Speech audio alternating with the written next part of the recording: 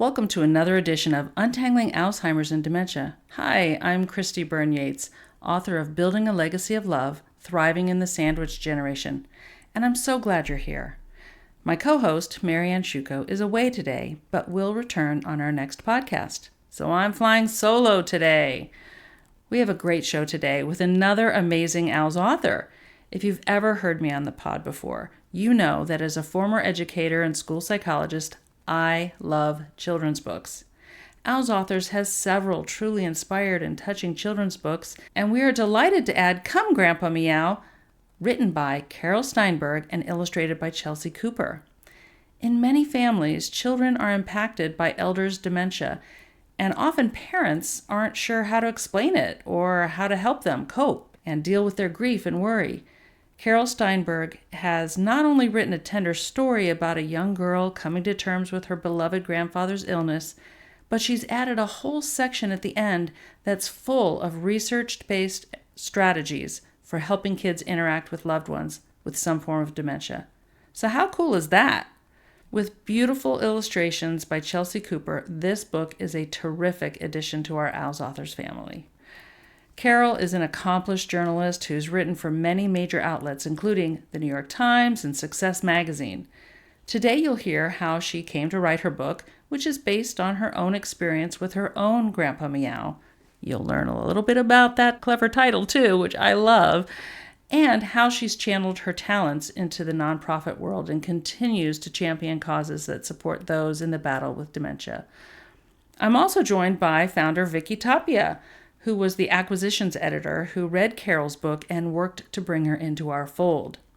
But wait, that's not all. Stay tuned at the end of this episode to hear our mini-pod featuring Helen Bauer of The Heart of Hospice. Helen is a longtime hospice nurse and palliative care nurse. She owns and operates hospice navigation services and is the host of the podcast The Heart of Hospice. Listen, nearly every caregiver I know has had questions about hospice. Helen has the knowledge, the experience, and the answers.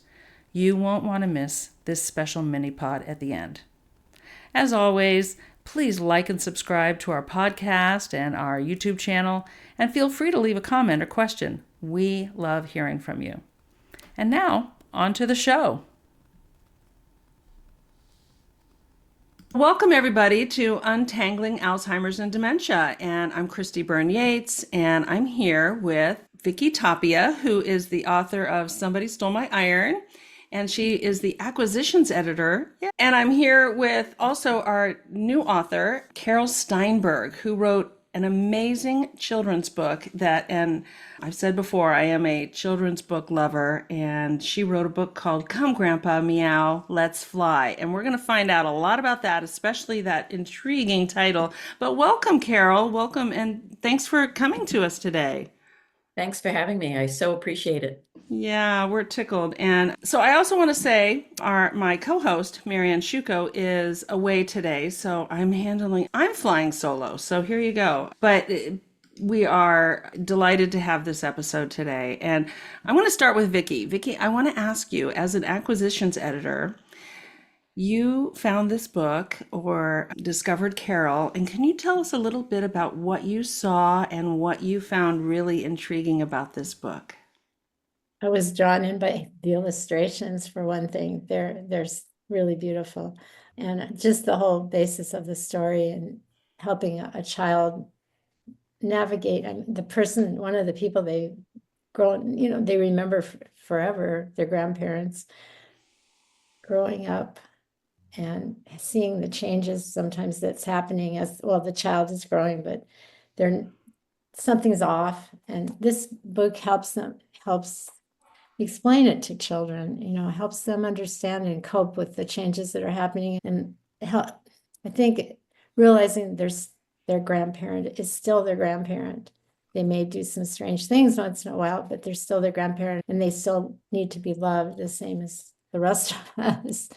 And to encourage that relationship rather than trying to shelter the child and keep them away from the grandparent. Yeah, which is always a tendency. Oh, that sounds wonderful. I love that as an intro and want to invite you, Carol, to tell us a little bit about your dementia journey and what brought you to write a children's book, and we'll go from there. First of all, thank you, Vicky. I appreciate your kind words. Of course. So I actually wrote this book the week that my father passed away from Alzheimer's disease. It was sort of part of my grieving process as a journalist. I remember coming into the kitchen and showing the book to my mom at the time, and she was like in absolute shock. But it really had just poured out of me, the experience of it.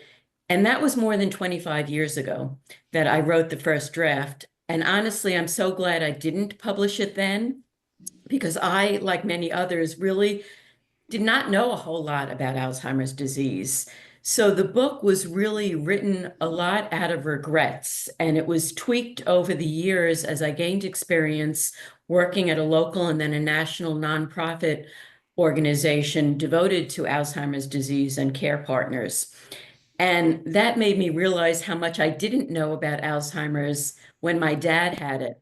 And I really felt the need for children to understand what the disease is about, and that there should be a tool, a very realistic tool, thus the realistic illustrations, for parents to sit down with young children and explain what's happening to a loved one with the disease. So over the years, I tweaked it, and this final version was published at the end of 2024. That's amazing. And I really resonate with the need to get it out, right? And that you were needing to process and grieve and come to terms with. But I'm so inspired by your ability to hold yourself back a little bit and then process some more. And then that you are now doing work with folks with Alzheimer's and learning more. That's very inspiring too. That's amazing. That's great. Thank you. Yeah, that's great. Can you tell us a little bit about like, did anything change from that original first draft and how much changed? And what did you find that you needed to, like, were there themes that you wanted to change a lot of, or, yeah, that. The themes really remained the same. It's really along the lines of what Vicky said initially, that we need to connect with our loved one who has the disease. We need to find ways to remind them that we still love them. And we need to send a message to young children that I believe in the person's heart, they still know who you are, even though they might be acting differently. And lastly, that we need to find ways to connect and foster bonds in new ways. It's still possible. What I tweaked from the book, though, is really the person with the disease.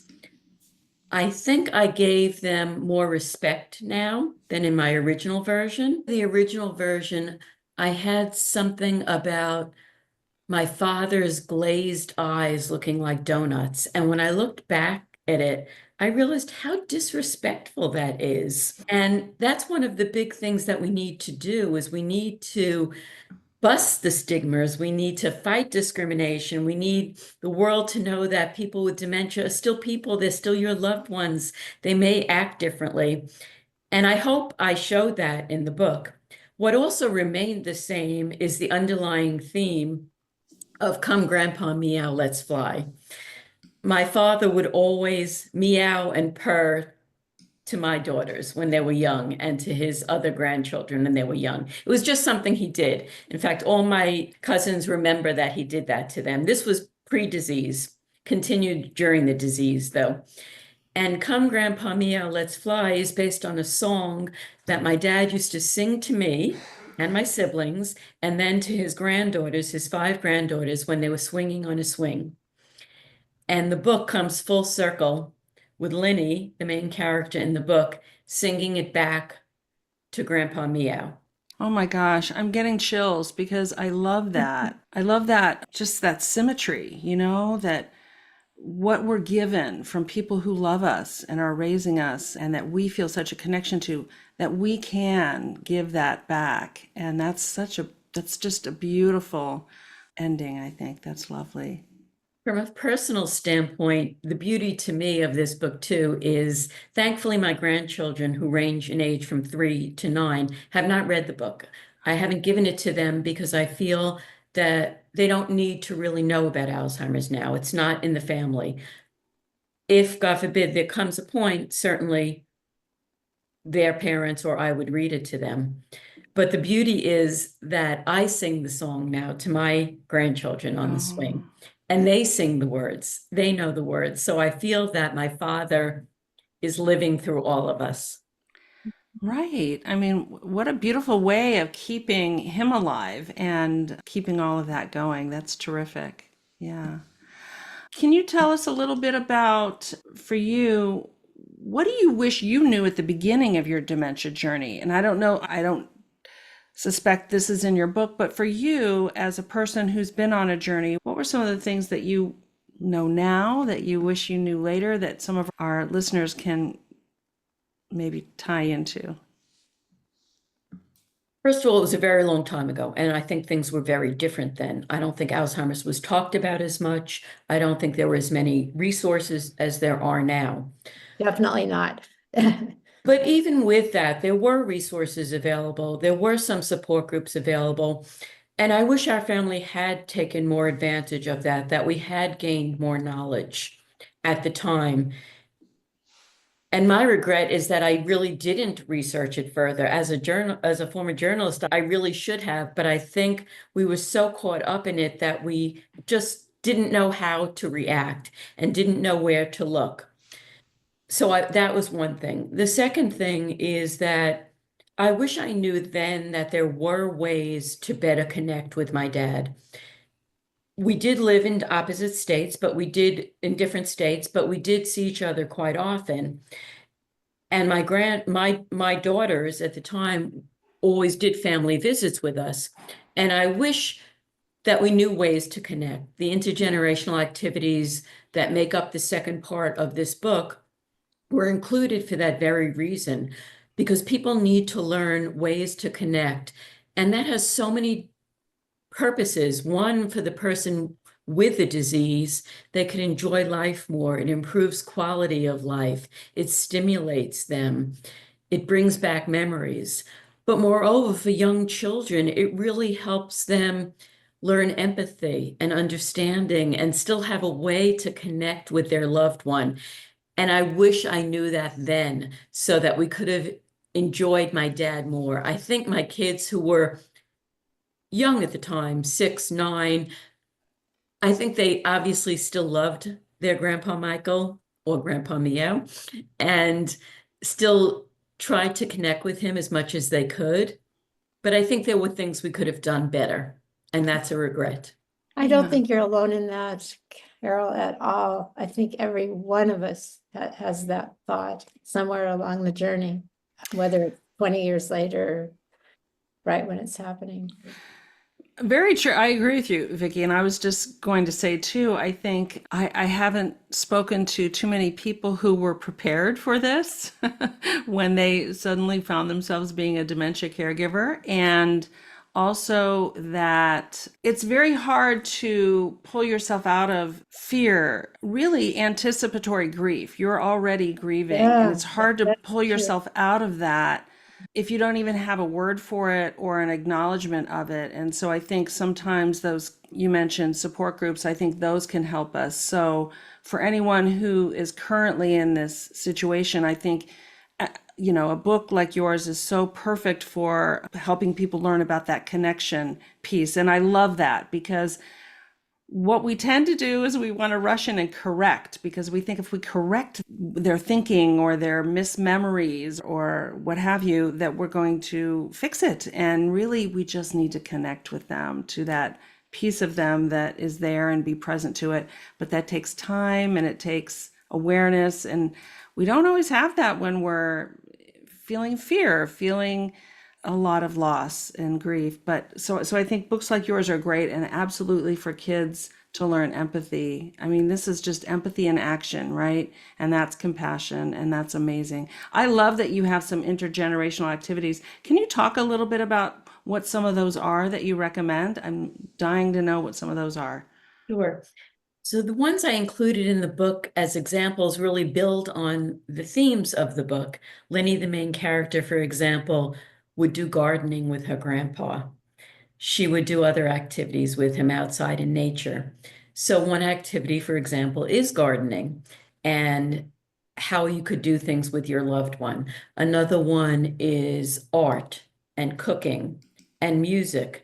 And all the research shows that these types of intergenerational activities really can help a person with the disease, can help stimulate memories, again, improve quality of life. So they're so important. So I lay out some of these intergenerational activities as examples and also explain why they work, the research behind them. Oh, that's fantastic. I think that's really key too, is having that, some researched evidence that can help people learn how to do something a little differently because we're all like scrambling sometimes and we're learning and learning. So maybe things that we thought were correct 10 years ago, we're learning now. Oh, maybe I'll try it this way. So we have to be gentle with ourselves in that regard too. Yeah. You know, there's never a point in time where we know everything. So we have to be gentle with the fact that even if 20 years ago we did it this way, here we are now and we know better. So we're going to do a little bit differently. But so that's And I think fantastic. it's not only that we know better, I think the research keeps mounting on what can help someone with the disease, how care partners can respond better to someone with the disease, how they can take care of themselves better, and how even we can help possibly prevent getting the disease ourselves. The research just keeps going on and going on. Yeah, absolutely. Absolutely. And on that point, if someone were to say to you today, my loved one or my person has dementia, what would you, thinking about the research or things you're learning in your work, what would you tell them? The most important thing is not to face this alone. It's a cliche, we hear it all the time, but it is so true. So many people I interview who have the disease or care partners tell me that initially they want to keep the disease private. They're afraid of the stigma they're going to feel, the discrimination, but that really nullifies the support that they can get from other people and the knowledge they could get from peers who are in the same situation. So I think the first thing is, if a loved one has dementia, is take advantage of the resources out there. Research shows that care partners really underutilize the resources that are out there, and there are so many of them. That's one thing. The second thing I would say is to take advantage of support groups that are out there for the person with the disease and for a care partner. You could learn so much from others' experiences and lean on other people and be open about what's happening where you might not be if it wasn't someone who with the same experience. The other thing is to really be respectful of the person with the disease. They are still a person. When you're speaking, you need to speak to them, not address only the care partner. And lastly, the main thing, well, maybe two more things. One is that care partners really need to take care of themselves. Again, another cliche, the old cliche about the oxygen mask, put on your mask first before helping someone else. But it is so true because there's so many challenges you're going to face. You're going to get worn out. Every day could be different. Every minute could be different. Behaviors change, progression of the disease changes. So you really need to be prepared and take care of yourself as well. And now my last. My last is to be your own advocate. Whether you're a person with the disease in the early stages, be your own advocate, and care partners need to advocate for their loved ones. And that ranges from everything for asking for an initial screening about, do you have Alzheimer's disease, to speaking to your neurologist, I want a PET scan to confirm this, for example. Tell me about the new treatments that have come out to help people in the early stages of the disease. Tell me what resources are out there. Tell me about my insurance options, especially if I have younger onset, I'm under 65 and I don't qualify for Medicare. What are my options? There are so many things you need to learn, and I really think doctors' times is so limited now that unless you advocate for yourself, you're not going to really get the help you need. That is so spot on. I can't even express how I really admire doctors for the work that they're doing. I feel like they are getting sometimes they get the criticism because they may have missed something or they're saying no, but they're getting pressure from medical groups and insurance companies about the expense of testing and so on and so forth. And so it does mean that there may be a tendency to, no, let's put it off, but you as the patient can push, and that may not be comfortable. Many of us are conflict averse, but you're absolutely correct. I think it's that advocacy that we need to kind of push forward. And then, another thing that you talked about was, and again, self care, of course, is something we hear about and we don't always know what it is. You know, as a former school psychologist, I feel like sometimes we forget that when we are taking care of ourselves and we have children at home, and they could even be older children, we are role modeling something that they can learn from. And we can have that conversation too. I'm saying no to this with you because right now I need this for me.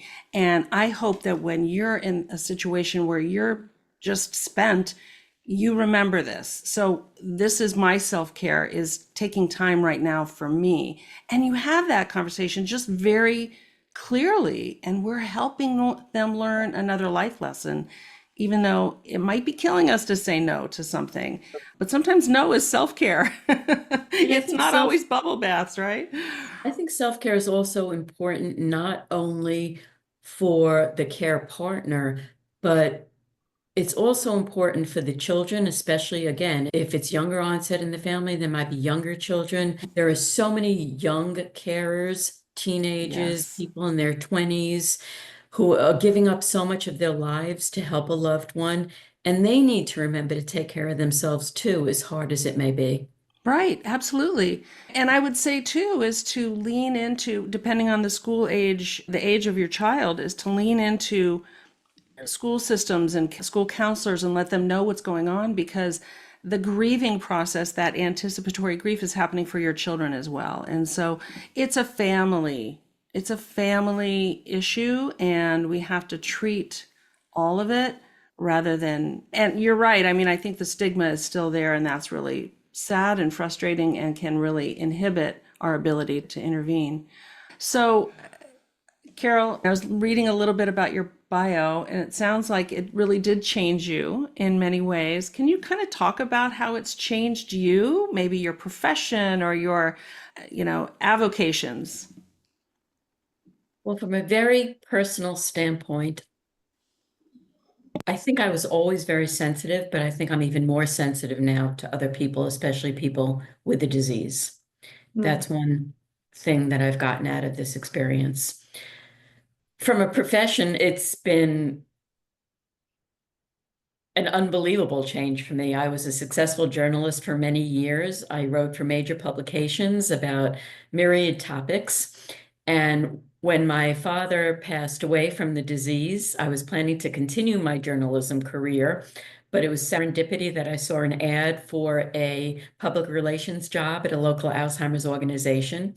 And I went on the interview just like this to see what would happen, was hired pretty much on the spot, and worked for this local organization. And we grew that local organization into a national Alzheimer's organization. And I was an executive for about 15 years, gave up my journalism career. So it really changed the trajectory of my entire career, that now I was giving back to people. And most of all, I was learning more and more. And I think the best part, one of the best parts of my career as a nonprofit executive, was really being in contact with people with the disease and care partners. And it is very rewarding. I then worked for some other nonprofits and then came back full circle. I'm now writing a newsletter for a relatively new Alzheimer's organization, Voices of Alzheimer's, which advocates for patients with Alzheimer's and related dementias and their care partners. And again, the best part of that is I get to interview people with the disease and care partners and it has opened my eyes even more. Wow. Yeah. That's spectacular. Thank you for that. So, Carol, that's just really fascinating that it really did have such a huge impact on your life and then led you into another space where you're finding, a way to contribute. But also, it sounds like it's really made a huge difference for you as a person. And how has this impacted you as a mother or as a grandmother then? These changes or focus? Being a grandmother has definitely given me a new perspective. There's no doubt. Everyone says it's the most wonderful thing, and it is. I have to admit, it is an absolute blessing. And having had Alzheimer's in my family, I feel like I do sometimes sit back and just observe. I've always been an observer, and I think that's because of my journalism background, but I sit back now and look at my grandchildren, what they're doing, and try to really take it in and absorb it.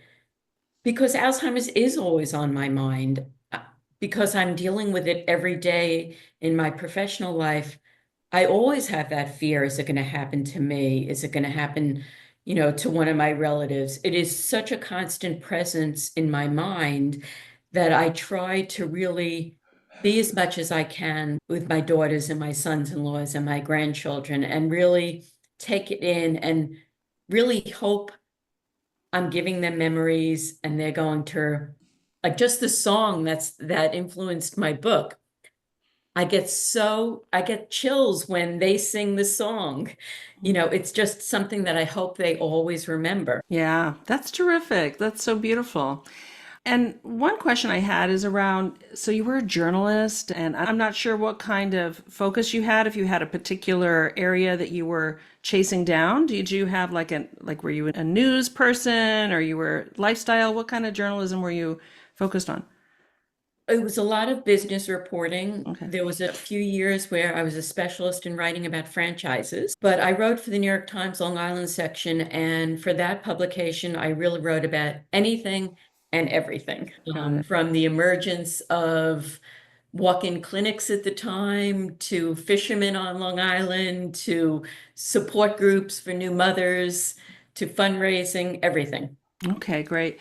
So my question is, that's a very specific kind of writing and way to tell a story. And now, as a children's book author, there's a little bit of a difference in being a children's author. How did you make that change? And as an author, as a writer, how was that experience for you? I love that question. First of all, one of the reasons that the book is the way it is, and you could see the illustrations, how realistic they are, that is based on my journalism background. I always write about facts, not fiction. So while this book is a fictional children's book, it is very much based on reality. It's based on my family's experience. The illustrator I hired, Chelsea Cooper, brought my family to life. I couldn't believe when I saw the first pictures that she drew of my dad. It is my dad. Wow. And Linny in the book is a combination of my two daughters, Corinne and Alyssa. The mother in the book is me. Oh, So it's very much realistic. The language is age appropriate. I'd say for children 5 to 9, but even older. So that's where my journalism background comes into being. There's no fiction here. yeah, yeah. Oh, fantastic. Yeah, that's just a wonderful way for anyone out there who's reading or writing, to understand how a book evolves and how it becomes this piece of art and also a piece of communication that can help us. So that's amazing. I love that. Thank you. Now, I would say the intergenerational section, the part 2, is also really an outgrowth of journalism because it's very much based on research. Yeah, yeah, that's fantastic. Were there particular research entities that you went to or other professionals in the Alzheimer's world that you connected to find some of those resources? It's really just a matter of doing research, which is so Yeah, easy now online. yeah, Mostly peer-reviewed scientific journals is what I look to. Excellent. I would really love to hear a little bit of the book. If you have a piece that you could read for us, I think we would love to hear it. And if there are any other illustrations you want to try and share with us, that would be great too. Great. I appreciate it. So my intro to this section that I'd like to read is, as I said, the book is about a little girl, Linny, who has a wonderful connection with her grandpa, Grandpa Meow, but she starts to notice changes in him and in his relationship with her. And it really, really hit home when he couldn't remember who she was. And he expressed anger at it, and that was very confusing to her. So the goal of the book is really to take out some of the confusion and fear that young children face. So this is when Linny really realizes something is wrong. This is not my grandpa who used to act the way he did with me when we planted tomatoes and when we, pushed me on the swing, etc. So this is Linny speaking. I jumped off the swing and ran through the grass to Mommy as fast as I could. My face was slippery from crying. Mommy's was too. She rocked me in her arms and snuggled her nose into my curly hair. It's all right to be scared, to be sad, she said gently.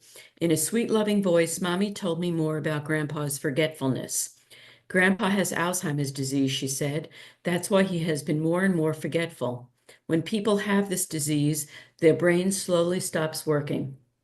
First, someone may forget little things like what was for breakfast. Then the person may forget how to do everyday things like brushing teeth or getting dressed. The person might act cranky or frustrated and might not recognize people or places. I bit my lip. Is that why Grandpa didn't know who I was? I asked. Yes, my darling girl, Mommy said softly. Grandpa is having trouble with his memory, like how to fix your toys, where to find the tomato cages, or even who our family is. He may be confused. His behavior may change. He may say things that hurt you. And if he does, you must understand that it's not really Grandpa saying these things. It's the disease talking. Oh, yeah. That day, Mommy also told me something else very important. Sometimes Grandpa will remember your name. Sometimes he will even remember other things that may surprise you, she said. These moments will come and go like flickers of light in a dark tunnel. They will be moments to treasure. Most of all, I think that in his heart, he will always know that you're his Linny. I leaned my head on Mommy's lap. Is Grandpa going to get better? I asked. Mommy hugged me gently. This is something Grandpa can't fix, she said sadly. We need to be very patient with Grandpa, just like Grandma is, and we can try our best to help him remember how much we love him. Oh, that's beautiful. That's beautiful. Thank you so much. And There's I so get choked up when I read it because, as I said, it is so much my family's experience. yeah, yeah. Now, this was your father was ill, what, 25 years ago, you said about He that? passed away more than 25 years ago in Yeah. 1997. I'd say he had Alzheimer's disease for, I'd say about 12 years, but about 7 years from diagnosis. Okay. And your daughters were young at that point, right? Yeah. They were in elementary school and middle school when he passed away. Yeah. So, have your daughters read the book or given you any feedback? My daughters read the book. They did really like it. They did feel it hit home. Yeah. There were conversations about who does Linny look like? Does she look more like my older daughter or my younger daughter? But the illustrator promised me she did make it a combination of both. And they thought it really did tell the family story. And they did feel like I wanted it to feel that it was really also a dedication to my mom, who, when I look back, was just such a selfless and heroic caregiver. She Mhm. really did not take care of herself. She No. really was with my dad till the end. I'm so sorry. That is the other side of a lot of this is the tragedy that befalls spouses and many times adult children and how their lives are changed sometimes. So I'm so glad that we're talking more about this and that Al's Authors is putting out books to support people. And that's how I think your book can really help so many is how to have these conversations. And sometimes, we say they're children's books, But these are for us too. I don't know, Vicky, did you feel like that when you were reading it? And I did. I yeah, did. And I was just so happily surprised by the ending. It was unlike any other children's book that we to date have brought on board. yeah. Just, just With the activities, you mean, the intergenerational yeah, activities? yeah. I love that piece because I think we do talk, we tell a story, but sometimes we say what not to do, but we don't know how to tell people what to do. And that was striking in this book. It was like, oh, it's not just telling you all the things that are wrong and what you've lost. It's giving you a path forward to Right. still stay connected. I'm Yeah. so glad that's what you got out of the book, because that was really an intent. Someone has the disease. Now what? What do we do about it? How do we explain it to our young children? And how do we foster that connection moving forward? And that is the point of the intergenerational activities. I also love, Christy, that you noted that it's a book that we as adults could read. And that's why its availability on Amazon is only in print. I did not want a digital version because I want, you saw the picture of Linny in her mom's lap. That's what I envision. I want someone sitting on their parents' lap or their grandparents' lap and reading that story together and allowing the child to then ask questions. No, I agree with you. I think Yeah. it has to be a physical in your handbook to get the most benefit. Yeah. Absolutely. And I think too, that's reading with children is, we think of it as this is so good for children, and it is. I can tell you as a school psychologist, it is amazingly important. It's also important for us as readers, as parents. Sometimes we get caught up in our daily life and what we're doing. We be working full time. We may be doing a lot of things, but we sit down to read a book with our child, and they all have little lessons. They all have little ideas, and we have to, it's a way for us to remember some of the basics. And so I think that the act of reading with children is so much more than just, trying to build a reader. It's about connecting and telling stories and asking those questions. So the interactive pieces too, I think, are probably something that are unique and so needed because, oh my gosh, we can say forever and ever, do these things, but until we make them concrete and give them some, illustration of what to do. Right. Yeah, totally. I believe you're right on, Christy. Yeah. You had so many lovely, I'm looking at your reviews on Amazon, and you got some wonderful endorsements from the great Teepa Snow and some other amazing ones. And so I think it's definitely resonating, and that's what's really important, I think. What are you finding now? Like, how can people find you, number one, but what are you finding now, the reception you're getting then when you're hearing from people, and are you doing book talks? Well, as you said, on Amazon, 5-star rating, which I'm very grateful for. And I'm really grateful for the testimonials that I did get from such dementia care experts who are renowned. Teepa Snow, as you mentioned, Danny Potts, the neurologist, Jim Taylor, the CEO of Voices of Alzheimer's. And I think most importantly, Rebecca Chop, who has written a book and who has Alzheimer's disease, to get a testimonial from her to say it's stigma busting, to say she has one word, wow, for the book, has just meant so much to me that it resonates with someone with the disease, that I've hit it home with them. So I am really thankful for that. Also, the teachers, and you mentioned a psychologists who have read it have noted that they feel it's sensitive and powerful and realistic. And again, that's what I wanted the illustrations by Chelsea Cooper to be, really realistic. Yes, children connect with books with bears and with ducks and with monkeys, etc. But this is a real disease with real people, and that's what I wanted my illustrations to convey. The bonus is that it's my family who are illustrated, but that's just because it's based on my family experience. But the point is that it's showing reality. Yeah, yeah. So can you tell us where people can find you? Do you have a website for the book or anything like So that? they can find me on Instagram under BY Carol Steinberg. I'm also on LinkedIn, Carol Steinberg. The book is available on Amazon, print version, as I said. Could type into the search engine, "Come Grandpa Meow, Let's Fly," or look under children's books for it.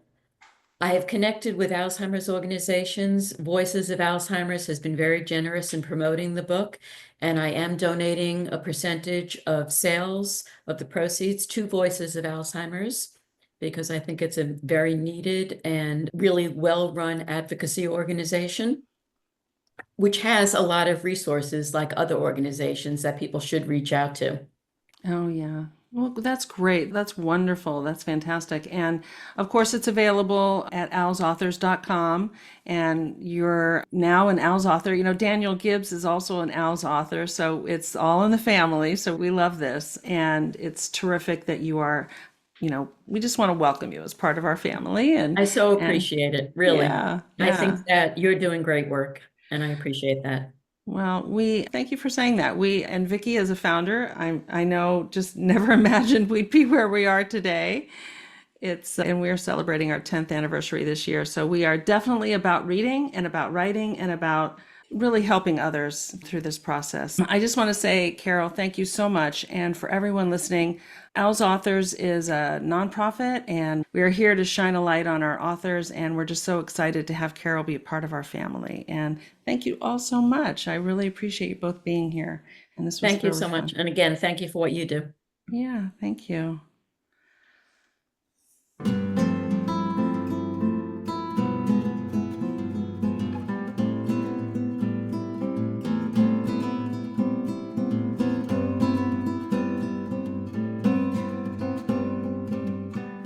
Hi, everyone. Thanks for staying with us. We are now going to talk with Helen Bauer from the Heart of Hospice, and we're going to learn more about what she does. So, welcome, Helen. Thank you so much. I'm thrilled to be here with you guys. Well, we're thrilled to be here with you as well. And you have a podcast, The Heart of Hospice, that talks about all things to do with hospice and end of life. You want to tell us a little bit about your podcast? The podcast launched with me and my co-host, who was also a colleague of mine in hospice care. We got tired of hearing people say, "I wish we had known about this sooner," and about all the different aspects of hospice and hospice care.